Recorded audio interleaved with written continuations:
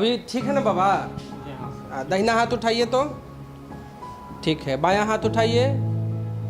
हमको बोला इमरजेंसी में भी एडमिट होने के लिए हमको पुर्जा कटाना पड़ा। पुर्जा कटाने में लगभग 5 घंटा 6-7 घंटा लगना पड़ा। यहाँ एडमिट कराने में कोई दिक्कत? कोई दिक्कत नहीं हुआ, यहाँ कोई प्रॉब्लम नहीं है, हम लोग फुली सेटिस्फाइड हैं। ऐसे बहुत से लोगों की आम धारणा होती है कि प्राइवेट अस्पताल में बहुत खर्चा होता है, वो एक बार यहाँ आकर देख लें कितना खर्च होता है, क्या होता है, उनका भ्रम दूर हो जाएगा। मेरे पास जब आया तो उसका जो है सो मिडिल सेरिब्रल आर्टरी जो है उसमें है सो इन्फ्रैक्ट था। हमको इतना अच्छा लग रहा है कि यहाँ से जाने का मन नहीं कर रहा है सर। नमस्कार, आप सबका स्वागत है हमारे चैनल पे। मैं हूं आपके साथ चंदन प्रताप सिंह और आप देखना शुरू कर चुके हैं पब्लिक संपर्क। इस वक्त हम मौजूद है मेडिवर्स हॉस्पिटल में, जो कि पटना में है। ये संस्थान बहुत ही पुराना है। तो यहाँ पे एक ऐसे पेशेंट आए हैं जिनको स्पाइनल कॉर्ड में दिक्कत हो गई है। वो पीएमसीएच से भटकते हुए ट्रांसफ़र होकर यहाँ आए हैं। तो उनको आखिर क्या दिक्कत है और क्या समस्याएं, पूरा उनका हल हो पाए कि नहीं, तमाम मुद्दों पे बात करने के लिए राजीव खुराना सर हमारे साथ है, जो आईजीएमएस के इमरजेंसी डिपार्टमेंट के डॉक्टर है। तो इनसे जानेंगे कि आखिर क्या कुछ मुद्दा था, क्या कुछ दिक्कत थी ऐसे पेशेंट। सर बहुत बहुत स्वागत है। जी जी, धन्यवाद धन्यवाद। तो जो पेशेंट आए हैं उनको क्या दिक्कत आ रही है? एक्चुअली वो पेशेंट जब हमारे पास कांटेक्ट जो हुआ, इनका भांजा है सो अमेरिका में रहते हैं। ठीक है, अमेरिका में जो रह रहे हैं, तो उन्होंने हमको एक व्हाट्सअप मैसेज किया कि सर मैं फलना फलना बोल रहा हूँ, सो आपका नंबर ने एक हाई कोर्ट के वकील साहब ने नंबर दिए हैं। सो मेरा मामा जी है, सर काफ़ी सीरियस स्थिति है। सो उनका बहुत दिनों से फीवर आ रहा है, बैक पेन हो रहा है, उसके बाद है सो पहले से किडनी का प्रॉब्लम है, उसके बाद बीपी का प्रॉब्लम है, उसके बाद है सो फिर हमको बोले कि बहुत स्थिति ख़राब हो रही है, ऑक्सीजन पर चला गया है। सो सर थोड़ा सा आईजीएमएस में है, सो थोड़ा सा एडमिट करवा देते तो ज़्यादा बेटर रहता। तो मैंने फिर आईजीएमएस में बेड के लिए उपलब्ध करवाया, लेकिन बेड है सो वहाँ नहीं उपलब्ध हो पा रहा था। मैंने उनको बोला कि एक बार डायरेक्टर साहब से किसी से अगर पैरवी है तो बुलवा देते, तो वहाँ भी नहीं संभव था। गरीब पेशेंट था, बहुत दिक्कत हो रही थी। तो इसके लेकर है सो फिर हमको बोले कि सर एक बार आप देख लीजिए और थोड़ा सा कोऑपरेट कर दीजिए, तो किसी गरीब के जान बच सकती है। हम के देखिए प्राइवेट हॉस्पिटल में तो पैसा बहुत फाइनेंस होता है, क्योंकि प्राइवेट हॉस्पिटल का टैक्स इतना सरकार बढ़ा के रखी हुई है।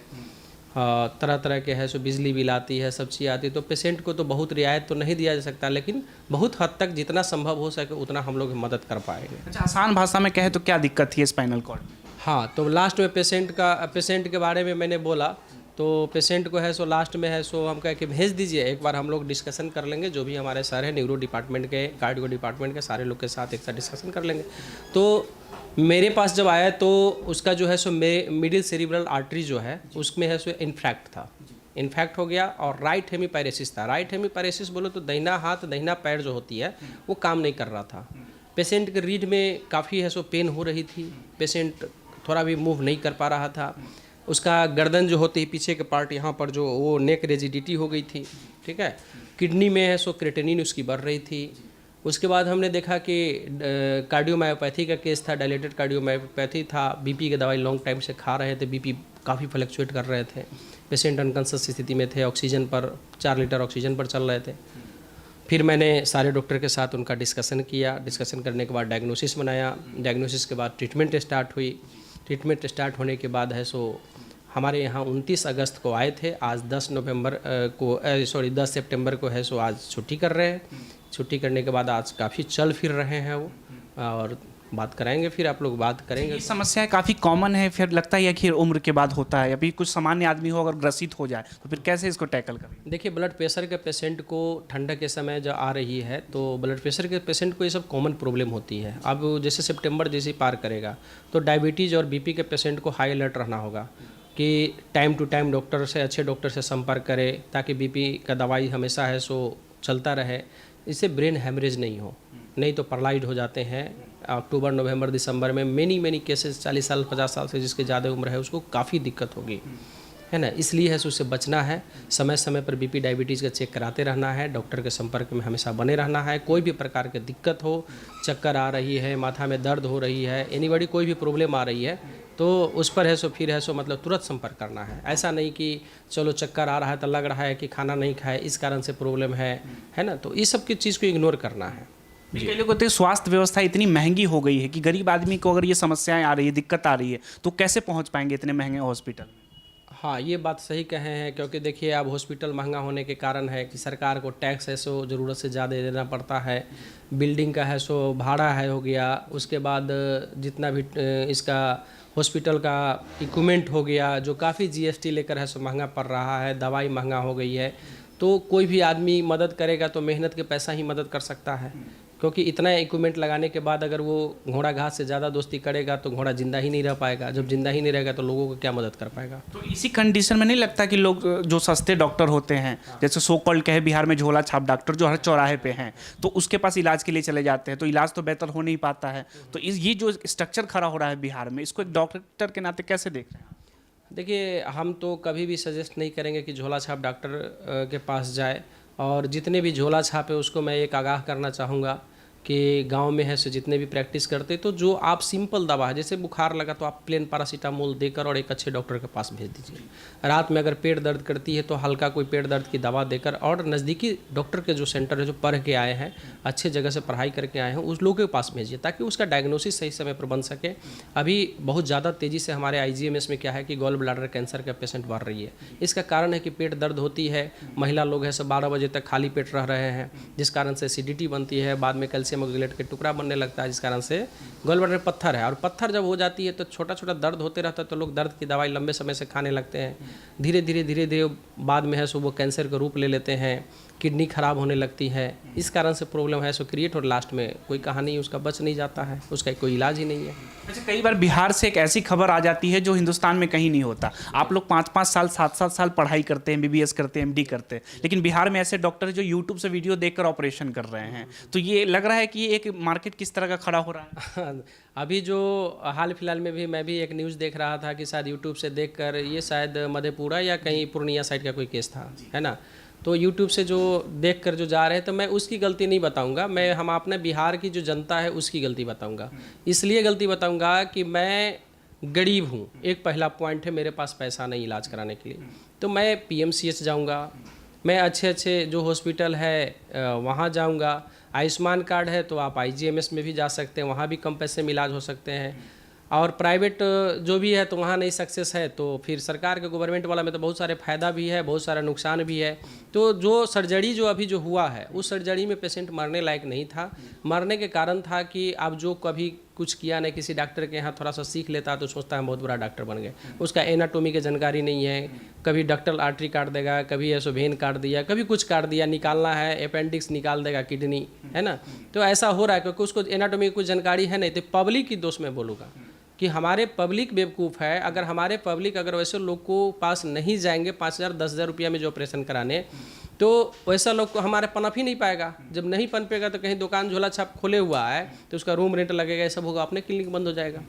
और सरकार कोई व्यवस्था कर नहीं रही वैसे लोगों पर, 1-2 करती है फिर पैसा लेकर फिर ऐसे उसको चालू कर देता है। तो लगता है इस पे भी एक कानून आने की ज़रूरत है, जैसे डॉक्टरों को समाज से बाहर किया जाए। बिल्कुल, और उस लोग तो डॉक्टर है ही नहीं, है ना। जो डॉक्टर नहीं है, डॉक्टर बोलते हैं जैसे इंट्रांस पास करके कॉलेज में घुसते हैं तब एक एमबीबीएस की डिग्री मिलती है, काफ़ी अध्ययन करने के बाद एमडी होता है, एमएस पास करते हैं, 20 से 25 साल 30 साल 35 साल तो डिग्री लेने में लग जाती है।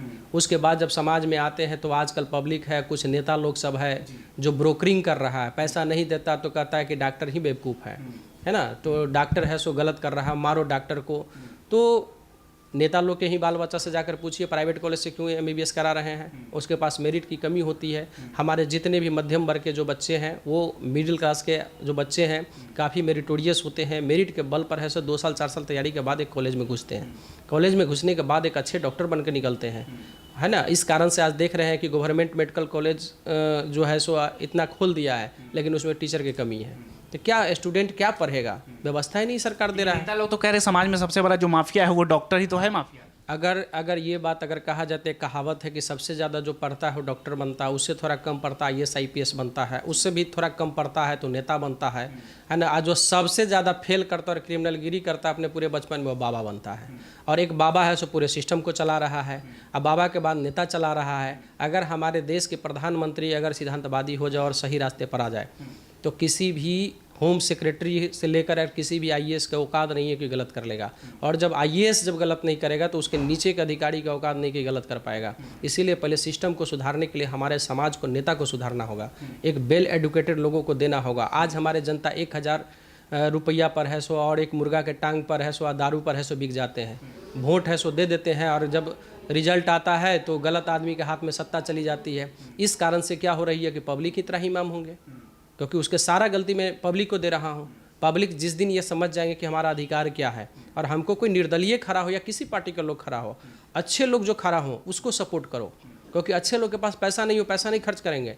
जो भी अच्छे लोग जब सत्ता में आएंगे तो आपकी भलाई के काम करेंगे। लेकिन अगर वही पैसा देकर आप है सो चुनाव जो जीतेंगे, तो 5 करोड़ खर्च किया है तो पहले 10 करोड़ निकालना चाहेगा, तो 10 करोड़ कहाँ से निकालेगा? तो जनता के फंड का पैसा निकालेगा।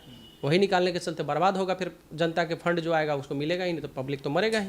अच्छा, हमारी बात हो रही थी झोले छाप डॉक्टर को यूट्यूब से देखकर ऑपरेशन कर रहे हैं। वो ऐसे लोगों से जब हमारी बात होती है तो वो कहते हैं जो डॉक्टर जो है वो सब थ्योरी पर के आए हुए हैं, लेकिन हम उनके साथ रह के प्रैक्टिशनर के तौर पे काम किए तो हमारे पास प्रैक्टिकल नॉलेज है, तो हम भी तो ऑपरेशन कर ही सकते हैं, हमारे पास नॉलेज है। तो देखिए, बोलने के लिए तो वो बोल देगा, ठीक है प्रैक्टिकल नॉलेज है, प्रैक्टिकल मैंने इंसिजन यहाँ दिया, तो इंसिजन तो मैंने यहाँ पर दे दिया हाथ पर, लेकिन उसको ये पता नहीं ना है कि यहाँ पर कौन आर्टरी है, कौन वेन है। जैसे हम स्किन कट करते हैं तो पहले स्किन को कट करेंगे, फिर सुपरफिशियल फासा आएगा, डीप फासा आएगा, आर्टरी आएगा, वेन आएगा, मसल आएगा, बहुत सारा चीज़ को हमने कट करता है। किस किस स्टेप बाय स्टेप हम जाएंगे उसको कोई आइडिया नहीं है। उसी देखता है कि डॉक्टर साहब ने ऐसे काटे थे तो मैं भी ऐसे काट दिया, ऐसे चीर दिया, ऐसे खोल दिया, कहीं कुछ कॉम्प्लिकेशन हुआ तो उसको बंद कर दिया, रेफर टू हायर सेंटर। और हायर सेंटर में गया तो कहानी ख़त्म है। अच्छा, लौटते पेशेंट की तरफ से कि कितने दिनों से थे, अब कितने दिनों के बाद अब डिस्चार्ज कर रहे हैं? हमारे यहाँ जो आए थे तो 29 अगस्त है सो 2024 को है। डॉक्टर अरुण सर हैं, यहाँ के संस्थापक है ना, काफ़ी व्यवहारिक है। हमने बहुत सारा हॉस्पिटल से टाइप करने की कोशिश किया, क्योंकि बहुत सारा मेरे फैमिली का भी पेशेंट सब आते हैं, अन्य जगह बहुत सारे अनर्गल पैसा सब लगाते हैं, बहुत सारे दवा भी चलती है। तो उस सब से बचने के लिए मैंने डॉक्टर अरुण सर से बात की, तो बोले कि नहीं डॉक्टर साहब, सो आप जैसा चाहेंगे, आपका मरीज जितने कम से कम दवा चल सके आप अपने स्वेच्छा से भी ऐड करवा सकते हैं। तो इसीलिए मैंने यहाँ टाइप हुआ, और मेरे अनुसार चला। मैं अपने डॉक्टर के अनुसार मैं डॉक्टर चेंज भी कर सकता हूँ, मैं अपनी इच्छा अनुसार एम्स के डॉक्टर हो, IGMS के डॉक्टर, या हमारे नॉन जिस पर फेथ है उन लोगों से भी मैं ट्रीटमेंट करा सकता हूँ। इसीलिए मैंने इनको 29 अगस्त 2024 को भर्ती हुआ, और 10 सितंबर आज के डेट में ये आज छुट्टी हो रहे हैं। अच्छा, कई लोग मिलते हैं जिस तरह से अभी मोबाइल फ़ोन का कल्चर बहुत ज़्यादा बढ़ता जा रहा समाज, मोबाइल फ़ोन लेट कर लोग चलाते हैं, तो स्पाइनल कॉर्ड में बहुत बड़े पैमाने पे दिक्कत आने वाली है आने वाले समय में, तो इसको कैसे टैकल कर सकते हैं? देखिए, मोबाइल जो ज़्यादा यूज़ करते हैं उसको ब्रेन में माइग्रेन के केस सबसे ज़्यादा बढ़ रहे हैं। उसके बाद है सो ब्रेन पर प्रेशर पड़ने का कारण है कि आई का जो कांटेक्ट होती है, आई पर प्रेशर पड़ती है, आई बल पर प्रेशर पड़ने के चलते है सो पीछे के साइड में ब्रेन में जो होती है वो फिगर नहीं बनता। इस कारण से चिड़चिड़ापन पैदा होता है। आने वाला समय में नींद नहीं आएगी सही से, ओबेसिटी बढ़ते जा रही है। जगना चाहिए ब्रह्म मुहूर्त में, 5 बजे तक जग रहा है, 9 बजे 10 बजे कोई काम नहीं है, तो जगते पहले खाली पेट चाय पीते हैं दूध वाला, जिसके चलते एसिडिटी फॉर्म कर रही है। इसलिए जगते समय सबसे पहले 1 गिलास पानी लीजिए, उसमें तुलसी का पत्ता 10-12 लीजिए, थोड़ा सा अदरक लीजिए, पानी गर्म कीजिए और उसमें नींबू का रस और मध मिलाइए। डायबिटीज़ वाला मध नहीं मिलाइएगा, अन्य लोग मध मिलाकर, और सबसे पहले 1 गिलास पानी पीजिए। उस फ्री रेडिकल बॉडी में जितने भी टॉक्सिक सब्सटेंस उसको बाहर करेगा। उसके बाद थोड़ा बाथरूम से फ्रेश होकर थोड़ा एक्सरसाइज कीजिए, पसीना निकालिए। पसीना निकालने के बाद क्या होगा कि आप थोड़ा सा स्नान कर मिक्स फ्रूट खाइए, है ना, अनाज से थोड़ा दूर रहिए। 12-1 बजे तक मिक्स फ्रूट खाइए। 12-1 बजे के बाद आपको काफ़ी तेज़ी से भूख लगेगा, फिर आपको रोटी सब्जी चावल दाल जो भी खाना है 2 थाली सजाइए, 1 थाली में सलाद हो, 1 थाली में खाना हो। और शाम के समय में हल्का फुल्का ड्राई फ्रूट लीजिए। कोई गरीब आदमी है तो ड्राई फ्रूट नहीं ले सकता है तो भूजा हो गया, चना हो गया, ये सब ले सकते हैं। और रात में 8 बजे से पहले खाना खा लीजिए, बहुत हल्का खाना खाना और सो जाइए। फिर देखिए कभी तबीयत नहीं खराब हो सकती है। अच्छा, जो झुक कर बार बार बेड पे लोग फ़ोन का इस्तेमाल करते हैं, तो लगता है ये समय से पहले इंसान का हाइट जो है थोड़ा झुक जाएगी अगर उस तरह का कमर में या फिर कमर के नेक के पास? देखिए, ह्यूमन बॉडी को आप जैसा स्टाइल में रखेंगे वैसा ही स्टाइल हो जाएगा। तो आप ये मेरा बॉडी है और इस बॉडी को हम डेली हम इतना एंगल पर झुकाएंगे तो धीरे धीरे क्या होता है कि अगर कोई गांव देहात में हम बांस को ले लेते हैं, बांस फला हुआ और बांस को डेली अगर नीचे झुकाते हैं तो एक समय ऐसा आएगा कि वो झुक जाएगा। तो उसी ढंग से है सो बॉडी का जो कॉर्ड सब जो बना हुआ है ना, रीढ़ की हड्डी जिसको बोलते हैं, वो धीरे धीरे झुक जाएगा और वहाँ पर स्टेनोसिस डेवलप कर जाएगा, जिस कारण से वैसे ही रह जाएगा। बुढ़ापा में की तरह झुक कर चलेंगे, जवानी में ही। तो आप सुन रहे थे डॉक्टर राजीव खुराना सर को। पेशेंट जो आए हैं उनसे भी हम बात करेंगे कि आखिर वो इसी हॉस्पिटल को क्यों चुने और पहले जिस अस्पताल में दिखा रहे थे वहाँ क्या कुछ समस्याएं आ रही थी, तो अब इस हॉस्पिटल के स्टाफों से और डॉक्टर के जो ट्रीटमेंट है उनसे वो संतुष्ट है कि नहीं। आप देखते रहिए हमारे चैनल। मैं हूँ आपके साथ चंदन प्रताप सिंह। धन्यवाद सर। पेशेंट जो आए थे वो यही है, के बारे में बताएंगे। हाँ इम्प्रूवमेंट हुआ पहले से? हाँ, अभी ठीक है ना बाबा? दाहिना हाथ उठाइए तो ठीक है, बायां हाथ उठाइए, ठीक है, बायां पैर उठाइए, बायां पैर उठाइए, वेरी गुड। दाहिना पैर उठाइए, कोशिश कीजिए, उठाइए उठाइए। हाँ, अभी थोड़ा सा दिक्कत है, फिजियोथेरेपी होगा, फिर दवा ववा कुछ चलेगा। आज इनका छुट्टी कर रहे हैं। पहले से कोई, अब आपको जब बेहोश हुए थे और गए थे तो कैसा लग रहा था उस समय? सर हम यहाँ के स्टाफ से और यहाँ के कर्मचारियों से बहुत खुश हैं। ऐसा लगता है कि घर का माहौल है और हमको इतना अच्छा लग रहा है कि यहाँ से जाने का मन नहीं कर रहा है सर। कोई दिक्कत तो नहीं हुआ आपको? कोई दिक्कत नहीं, बहुत कोऑपरेशन है, बहुत कोऑपरेशन। सारे लोग, हम 2 बजे रात को कुछ कहते थे तो सारे लोग दौड़ कर आ जाते थे सर। बहुत कोऑपरेशन पहले है। से स्वस्थ हुए हैं आप? जी हाँ, पहले से बहुत स्वस्थ हो गए हैं। पहले तो आए थे तो मरणासन स्थिति में थे, लेकिन अब बहुत अच्छी स्थिति में हम हैं। जी हाँ सर। और मेरी सबों से प्रार्थना है कि इसी तरह का पूरे इंडिया में फैले, इसी तरह का हॉस्पिटल। जितना हम खुश हुए हैं यहाँ के लोगों के सहयोग से और घर के, बिल्कुल घर के वातावरण, घरेलू वातावरण से। जी हाँ सर। तो पेशेंट की पत्नी भी साथ में, आप बताएंगी कुछ इनके बारे में? कुछ यहाँ का डॉक्टर साहब का कैसा व्यवहार रहा?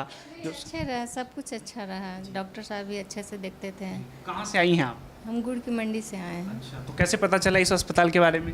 नहीं, जैसे PMCH गए तो देखे कि अच्छा से इलाज नहीं हो रहा है, मतलब नर्स भी आ रही है तो 2-3 घंटे के बाद सुई दिलवा रहे हैं, देने में भी टाइम लगा रही है। हाँ। तो और भी तो अस्पताल है पटना में, आप इसी अस्पताल को क्यों चुनी? नहीं, मेरा भगना है तो उसी से, अमेरिका में रहते हैं, उसी से बात किए तो फिर यहीं का पता दिए। तो यहीं के पता दिए। हाँ, तो क्या बताया कि अच्छे डॉक्टर है या व्यवस्थाएं अच्छी है? अच्छी है, तो हम लोग डायरेक्ट यहीं आ गए। आप बताएंगे कि पेशेंट कौन है आपके? मेरे फादर हैं। फादर है। हाँ सर। तो बताइए इसके बारे में कुछ पहले से ट्रीटमेंट में कुछ बेहतर हुआ, सुधार? अभी तो सुधार है, लेकिन सबसे पहले घर पे पापा का तबीयत बहुत ज़्यादा ख़राब होने लगा तो हम लोग सबसे पहले यहाँ से सोचे, पहले अपोलो में गए। अपोलो का बहुत ज़्यादा चार्ज सुने तो फिर वहाँ से हम लोग निकल गए। तो फिर हम PMCH गए। तो PMCH में सर लगभग हमको बोला, इमरजेंसी में भी एडमिट होने के लिए हमको पुर्जा कटाना पड़ा। पुर्जा कटाने में लगभग 5 घंटा 6-7 घंटा लगना पड़ा, तब जाके मेरे फादर एडमिट हुए। फिर वहाँ पर भी बहुत ज़्यादा अनकेयर था और फिर धीरे धीरे इनको एक वार्ड में एडमिट किया, बहुत मुश्किल से एडमिट हुए। और फिर वहाँ पर भी हमको इनको बहुत ज़्यादा पेन होने लगा, बहुत ज़्यादा बढ़ गया पेन। तो एक पेन किलर इंजेक्शन के लिए भी इनको करीब 1.5-2 घंटा का इंतज़ार करने पड़ा। और भी बहुत ज़्यादा वहाँ के सिस्टर से हम रिक्वेस्ट किए तो जाकर वो दी। यहाँ एडमिट कराने में कोई दिक्कत? कोई दिक्कत नहीं हुआ, यहाँ कोई प्रॉब्लम नहीं है, हम लोग फुली सेटिस्फाइड हैं। यहाँ जो नर्सेज है या जो कंपाउंडर काम कर रहे हैं सहयोगी के तौर पे, उनका व्यवहार सही है या फिर डॉक्टर साहब को कहने की ज़रूरत है, सामने में सर है? नहीं, कोई दिक्कत नहीं, यहाँ सब कुछ ठीक है। सब कोई बहुत कोऑपरेटिव है, बहुत अच्छा माहौल है यहाँ का, बहुत अच्छी तरह से यहाँ का ट्रीटमेंट चल रहा कितने है। दिनों से थे आप यहाँ? हम यहाँ करीब 9-10 दिन हुआ होगा। तो आज जा रहे हैं? यस सर, हम लोग काफ़ी अच्छा महसूस कर रहे हैं और मेरे फादर भी अभी ठीक हैं और धीरे धीरे और जल्दी इम्प्रूव करेंगे। तो पटना में या फिर बिहार में, हर जगह हिंदुस्तान में स्वास्थ्य व्यवस्था बहुत महंगी हो गई है, तो आपको यहाँ बजट में ही सब कुछ इलाज हुआ या फिर लगा कि नहीं बहुत ज़्यादा पैसा खर्च हो गया? नहीं सर, लगभग बजट में है, ठीक है। अभी लोग से तो नया पर जान पहचान हो, हम तो देख ही रहे हैं कि हमेशा गरीबों के लिए काम कर रहे हैं। अपना सीतामढ़ी में भी है, सो वैसे भी गरीब आते हैं जिसका पैसा नहीं होता उसका इलाज करते हैं। लेकिन एक रिक्वेस्ट करेंगे कि सीतामढ़ी ज़िला के लिए, हम अपने डिस्ट्रिक्ट के लिए, कि गरीब के पास अगर पैसा नहीं है तो हमको एक आदित्य झा सर है जो 12 कंट्री में अभी अपना बिजनेस है, बहुत गरीब आदमी थे, अभी 80 साल के आदमी हैं। उन्होंने मुझे बताए, पहला सवाल किए कि राजीव तुम कुछ पैसा वैसा कमाया कि नहीं?